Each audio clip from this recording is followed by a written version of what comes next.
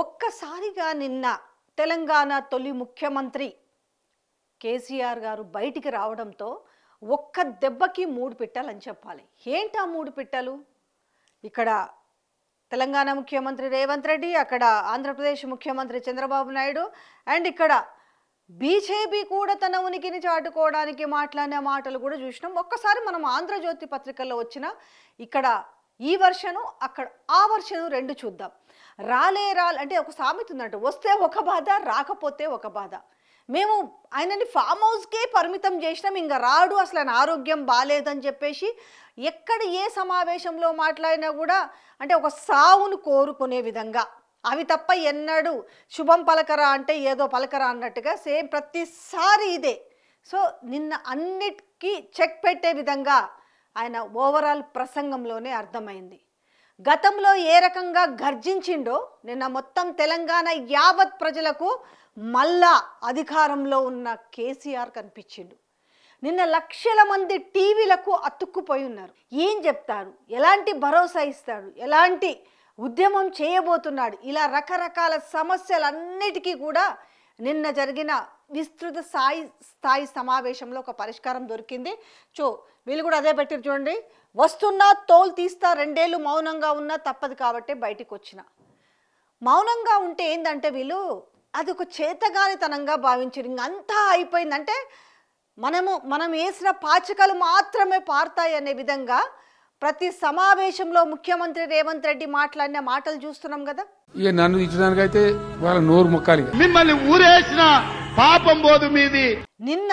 నిన్న కాదు, గత 10 ఏళ్లలో కావచ్చు, ఈయన అధికారంలోకి వచ్చినాక కానీ నాకు తెలిసైతే నేను ఇంతవరకు తెలంగాణ తొలి ముఖ్యమంత్రి కేసీఆర్ నోట్లో నుంచి రేవంత్ రెడ్డి పేరైతే నా పడలే. ఇవ్వాలనే కాదు, ఇవాళేమో సోషల్ మీడియాలో వైరల్ చేసుకుంటున్నారు కదా, అరే ఆయన పేరు తలిచేంత ధైర్యమే లేదు, అంత ధైర్యం లేకుండానే చేసిండు రేవంత్ రెడ్డి అని ఊకదంపుడు పోస్టులు పెట్టుకుంటున్నారు కదా. ఇవాళ కాదు, గత 10 ఏళ్లలో కూడా ఏనాడు కూడా ఆయన టీపీసీసీ వర్కింగ్ ప్రెసిడెంట్గా ఉన్నప్పుడు ఎత్తలేదు, దాని తర్వాత ఆయన ప్రెసిడెంట్గా అయినప్పుడు కూడా ఆయన పేరు ఎత్తలేదు, ఆఖరికి ముఖ్యమంత్రి అయిన తర్వాత కూడా ఆయన పేరు ఎత్తలేదు. అంటే అర్థం చేసుకోవచ్చు ఎందుకు ఎత్తలేదు. నేను అదే ఫ్రస్ట్రేషన్ కూడా ఉండుంటుంది, కారణం అది కూడా అయి ఉండొచ్చు. మౌనాన్ని కూడా చేతగాంతరంగా తీసుకుంటే ఏ విధంగా ఉంటుంది అనడానికి నేను ఒక స్టార్టింగ్ నిన్న ప్రభుత్వానికి రియల్ ఎస్టేట్ దందా తప్ప ఏమీ పట్టడం లేదు, రాష్ట్రానికి వచ్చే నెలలు కూడా కాపాడలేని దద్దమ్మ ప్రభుత్వం, చంద్రబాబు కుట్రతోనే పాలమూరు ప్రాజెక్టు డిపిఆర్ వెనక్కి, దీనిపై రాష్ట్ర ప్రభుత్వం ఎందుకు మౌనం వహిస్తుంది? బీజేపీ మొదటి నుంచి తెలంగాణకు శనిలా వ్యవహరిస్తుంది, కాంగ్రెస్ టీడీపీ పాలమూరుకు ద్రోహం చేశాయి, సర్వభ్రష్ట కాంగ్రెస్ సర్కారుపై పోరాటం చేస్తాం, రాష్ట్రంలో శాంతి భద్రతలు లేవు, నేరాలు పెరిగాయి, అలవి కాని హామీలు ఇచ్చి ప్రజలను రెచ్చగొట్టి మోసం చేసిరు, ఫార్మాసిటీ భూములను నమ్మేందుకు ప్రయత్నిస్తున్నారు, కేసీఆర్ చనిపోవాలని తిడుతున్నారు, వారి నోటికి మొక్కాలే, ఎంఓఈలకు చంద్రబాబు ఆద్యుడికి ఇక్కడ అదే విధానం, వైజాగ్లో స్టార్ హోటళ్ల వంట మనుషులతో ఎంఓఈలు, బీఆర్ఎస్ అధినేత కేసీఆర్ ఆగ్రహం. సో నిన్న ఈ 40% అంటే 40 టీఎంసీల చాలంటూ కేంద్రానికి ఎలా లేఖ రాస్తారనే దానిపైన ఓవరాల్గా ధ్వజమెత్తిన విధానం చూసినాం. అంతేకాకుండా ఇప్పటి వరకు ఒక లెక్క, రేపటి నుంచి మరో లెక్క, నేనే వస్తున్నా, తోలు తీస్తా, ప్రజలతో కలిసి కాంగ్రెస్ భరతం పెడతాని బీఆర్ఎస్ అధినేత మాజీ ముఖ్యమంత్రి కేసీఆర్ హెచ్చరించారు. కాంగ్రెస్ ప్రభుత్వానికి ఎంతసేపు రియల్ ఎస్టేట్ దందా తప్ప ప్రజా సంక్షేమం పట్టలేదన్నారు. అన్ని రంగాలను కుదేలు చేసిన సర్వభ్రష్ట కాంగ్రెస్ సర్కారుపై పోరాటం చేస్తామని ప్రకటించారు. వారికి ఇన్ని రోజులు అవకాశం ఇచ్చామని, ప్రజలకు ఏదో మంచి చేస్తారని, ఇంతకాలం మౌనంగా ఉన్నారని, తప్పదు కాబట్టి బయటికి వచ్చినని తెలిపారు. సో ఇదంతా చూసారు కదా. ఇక పార్టీ గుర్తుతో ఎన్నికలు వస్తే గెలుపు మనదే, పంచాయతీ ఎన్నికల్లో జనం మన వైపే, కాంగ్రెస్ పార్టీకి గ్రామీణ ప్రజలు తగిన బుద్ధి చెప్పారు. బీఆర్ఎస్ఎల్పీ పార్టీ రాష్ట్ర వర్గ భేటీలో కేసీఆర్ వ్యాఖ్య ఓవరాల్గా చూసినాం మనం. ఈ 2 సంవత్సరాల నుంచి తెలంగాణ రాష్ట్రంలో జరుగుతున్న పరిస్థితులన్నింటినీ కూడా అబ్జర్వ్ చేస్తే ఎలా ఉందనేది ఇంకా ప్రత్యేకంగా చెప్పాల్సిన అవసరం లేదు, అనుభవిస్తున్నారు తెలంగాణ రాష్ట్ర ప్రజలు. ఏవేవైతున్నాయో అవన్నీ కూడా నిన్న ఏకరువు పెట్టడం జరిగింది కేసీఆర్ గారు.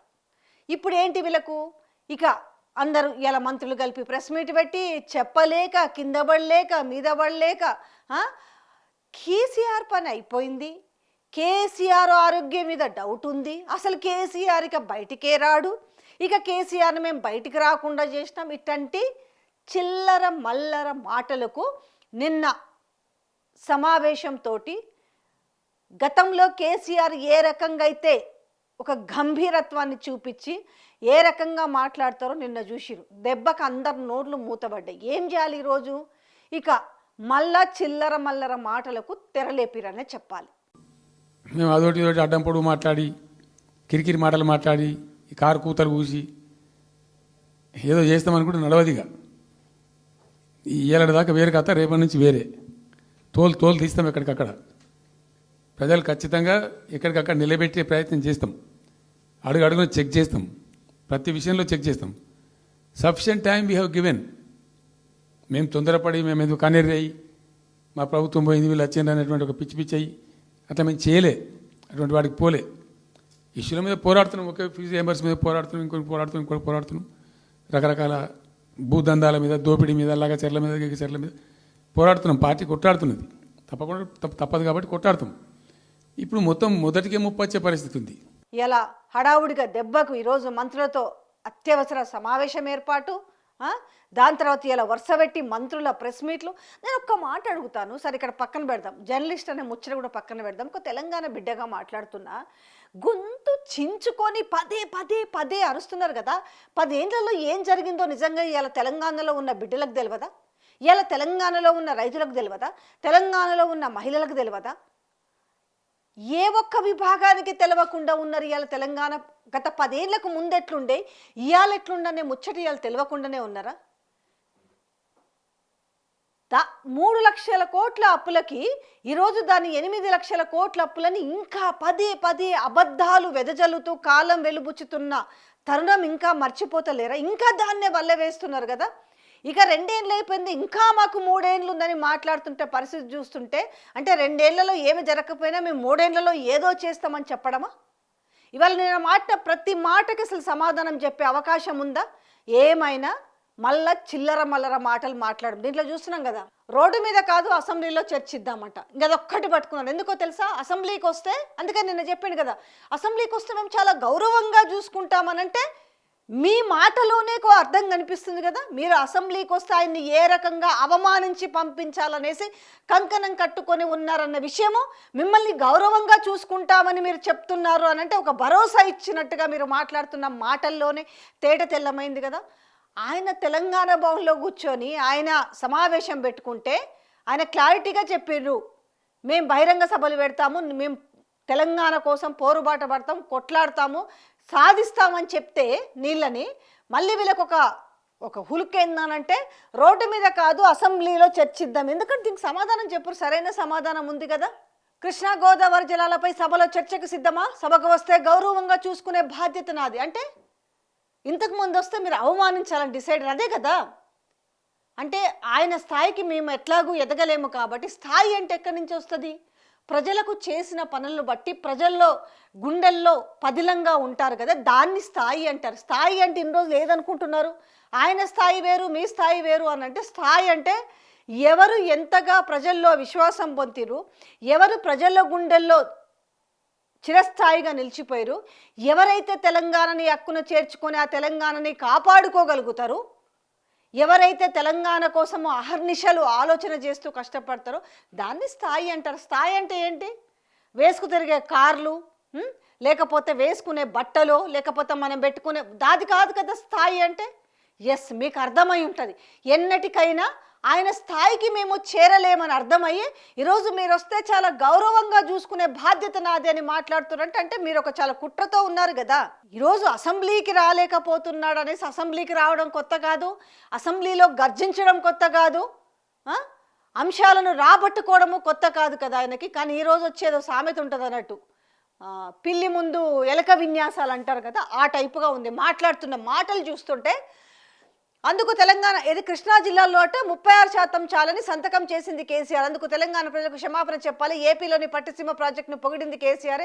పొగిడినంత మాత్రాన వాళ్ళకు ధారాదత్తం చేసినట్ట. ఇవాళ మీరు చంద్రబాబు నాయుడు పదే పొగుడుతుంటారు కదా, మరి దానికి ఏమంటారు? అది కూడా ఆన్సర్ చెప్పాలి కదా. ఆయన సభలు పెట్టిన చోట్లల్లా ఆ వీడియోలు ప్రదర్శిస్తాము. ఇంకా భయం స్టార్ట్ అయింది. ఇంకా సభలు అనేసరికి 3 సభలు పెడతామన్నారు కదా. ఏది పాలమూరు అలాగే ఉమ్మడి నల్గొండ జిల్లాలో పెట్టి కృష్ణా జిల్లాలో వాటాకు సంబంధించిన విషయంలో చాలా తేట తెల్లం చేస్తాము. అన్యాయం ఏ రకంగా చంద్రబాబు అలాగే బీజేపీతో కలిసి కాంగ్రెస్ కూడా ఏ రకంగా తెలంగాణకు నీళ్ల విషయంలో నీళ్ల వాటాల విషయంలో ఏ రకంగా అన్యాయం చేస్తుందనే విషయాన్ని నిన్న స్పష్టంగా చెప్పడంతో వీళ్ళకు భయం మొదలైంది. సో ఇక సభలు పెట్టిన చోటలంటే ఈయన 36% చాలని ఎవరన్నా చెప్తారా? తెలంగాణ ఎవరైనా కూడా సపోజ్ ఒక చిన్న ఎగ్జాంపుల్ చెప్తాం, మన ఇల్లు ఉంది లేదంటే మన కాలనీ ఉంది, మనకు కావలసినవి సంపాదించుకోవడానికి అవసరమైతే ఇంకో % సంపాదించడానికే ప్రయత్నం చేస్తారు ఎవరైనా. అట్లాంటిది మాకేమొద్దు మీరు తీసుకుపోండి అని అసలు చెప్తారా ఎవరన్నా? ఈరోజు వీళ్ళు చెప్పే కథలు కూడా అట్లనే ఉన్నాయి. అరే నువ్వు మా ఇంట్లోకి వచ్చి మాకు దూసుకపోతా ఊరుకుంటామే, నాకు అర్థం ఎవరైతుంది ఏమైనా ఉండొచ్చు కాక ఏమైనా ఉండకపోవచ్చు కాక నీ చేపెట్టి పైసలు కూర్చుకుంటా ఊరుకుంటామా? సాధారణ కడికైతే కొట్లాడతాం కదా. ఇవాళ తెలంగాణ కోసము తెలంగాణ అస్తిత్వం కోసం పోరాడినోళ్ళు, తెలంగాణ కోసమే చావునోట్లో తలకాయ పెట్టి వచ్చిన మనిషి ఇవాళట మీరు తీసుకపోండి మాకు లేకుంటే మా నీళ్ళని చెప్తారా? ఇవాళ కొత్తగా కథలు మొదలుపెట్టిన విధానం చూస్తుంటే తెలంగాణ ప్రజలు దేంతో నవ్వాలో దాంతో నవ్వుతున్నారు. సో దీనికి సంబంధించట ఈయనట 36% చాలని చెప్పేసి సంతకం చేసిరట, ఆయన 92% అని చెప్తుంటే వీళ్ళు 36% అని చెప్తున్నారు. అయితే సభలు పెట్టిన చోట్లంటే ఆ వీడియోలు ప్రదర్శిస్తారట. ఉమ్మడి ఏపీలో కంటే కేసీఆర్ పాలనలోనే ఎక్కువ అన్యాయం జరిగిందనేసి వీళ్ళు కొత్తగా ఎత్తుకున్న ఇది కరడుగట్టిన నేరస్తైన మారుతాడు, కేసీఆర్ మాత్రం జంకు లేకుండా రంకు మాటలు మాట్లాడుతున్నారు. కొంచెమైనా బుద్ధి ఉండాలి కదా. ఎవరన్నా ఒక మాట టంగ్ స్లిప్ అయి మాట్లాడితేనేమో అసలు ఒక ముఖ్యమంత్రి అంటే గౌరవం లేదు, అది లేదు ఇది లేదు అనేసి ఇటు సోషల్ మీడియాలో కూడా వేసుకుంటుంటారు కదా. మరి దీన్ని ఏమంటారు? ఆయన ఒక మాజీ ముఖ్యమంత్రి, తెలంగాణ తెచ్చిన వ్యక్తి, అట్లాంటి ఆయన పట్టుకొని రంకు మాటలు బొంకు మాటలని మాట్లాడుతున్నట్టు. అందుకే మీరు ఏం మాట్లాడుతారో దానికి సమాధానం చెప్తే మీకు ఆ భాషలోనే అర్థమవుతుందని కొంతమంది మాట్లాడుతుంటారు. కానీ మాకు మాత్రమే ఇక్కడ బూతులు మాట్లాడడానికి మాకు పేటెంట్ హక్కు ఉంది, ఇంకెవ్వడూ కూడా మాట్లాడొద్దని ఎవరన్నా టంగ్ స్లిప్ అయ్యి ఒక్క మాట మాట్లాడితే మాత్రం మీకు ఎనలేని కోపం వస్తుంది. మరి ఇవేం మాట్లాడతారు? రంకు బొంకు అంతేలే, ఎవరికి వాళ్ళకి అవే వస్తాయి అన్నట్టుగా. కేసీఆర్ కేటీఆర్లంటే ఆర్థిక ఉగ్రవాదులు, కూలేశ్వరం లేకుండా తెలంగాణలో రికార్డు స్థాయిలో వరి మీడియాతో. ఎట్లొచ్చింది తెలంగాణలో రికార్డు స్థాయిలో వరి? ఎవరింట్లోకి వెళ్ళి నీళ్ళు ఇచ్చిర్రు? తెలంగాణ ముఖ్యమంత్రి రేవంత్ రెడ్డి ఇంట్లోకి వెళ్ళి ఏమైనా బోర్లేసి నీళ్ళు ఇచ్చిండ్రా? లేకపోతే వాళ్ళ పొలంలోకి వెళ్ళి ఏమో నీళ్ళు ఇచ్చిరా? లేకపోతే ఇప్పుడున్న తెలంగాణ మంత్రులు వాళ్ళ ఇళ్ళకి వెళ్ళి ఇచ్చిరా? లేకపోతే వాళ్ళ బాయిలకి వెళ్ళి ఏమని ఇచ్చిరా? ఎట్లొచ్చింది? గత పదేళ్లలో చెరువులు పూడికలు పోయినవి, అన్నీ పోయినాయి ఈరోజు.